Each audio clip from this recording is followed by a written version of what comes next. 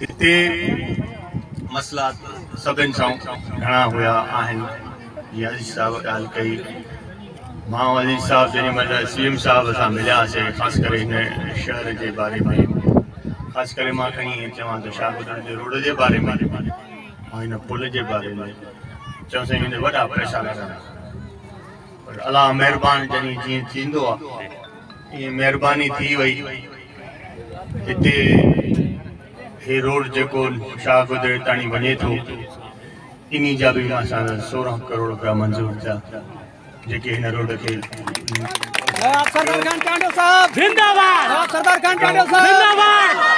Basic issue असांजो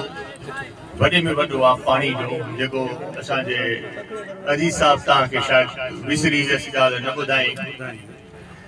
असां हिकिड़ो प्रोजेक्ट आहे शुरू करायो आहे, जेको इहो सिम जो पाणी जेको जे ढंढुनि में या मंछुर चंडण में पइजी थो वञे ऐं कंहिं कमु नथो अचे ऐं उहो पोइते हलियो थो वञे। 2.25 अरब रुपयनि जो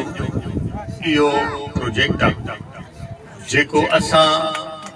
मां सम्झां त अज़ीज़ साहब बि हुयो ऐं असांजो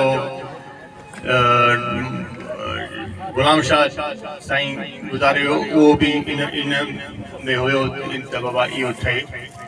असां हिन जो उन सॼे पाणी खे यूटिलाइज़ करण जो, RBOD जे हुन पाणी खे यूटिलाइज़ करे, जीअं हे हितां तव्हांजे बंद जे ओरे पासे ॾऊं, बंद जे परे पासे या छंडण वञे थी, इनखे दरवाज़ा खणी ऐं इन पाणी खे यूटिलाइज़ करे ऐं उनखे अॻिते हली जीअं असांजा शाखूं आहिनि, जेके खुटल शाखूं आहिनि, जेके खुटनि थियूं, पाणी कोन थो पहुची सघे,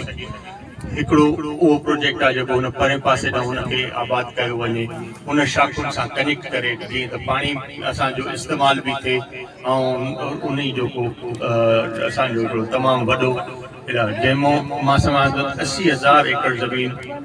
हिन असांजे छंडण जे दरवाज़नि खां वठी वींदे मंछुर ताईं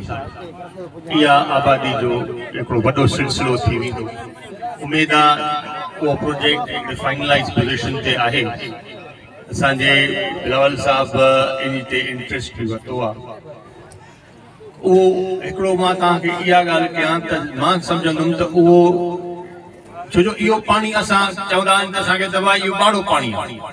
पर उन ॿाड़े पाणी ते असां सभु सॼो जहान हिते इहो आबादी कयूं था, उहो कणकूं खणूं था, उहा आबादी असांखे इहो हिकिड़ो फ़सुलु कणकुनि जो बि पको थी मिलंदो त इहो बि असांजे लाइ हिकिड़ो वॾो गंज हूंदो। मुंहिंजा भाइरो, इंशाअल्लाह ताला उमेद इहा आहे त हिन जेके हलंदड़ साल में इन कम जी शुरूआत कई वञे ऐं बीहंदे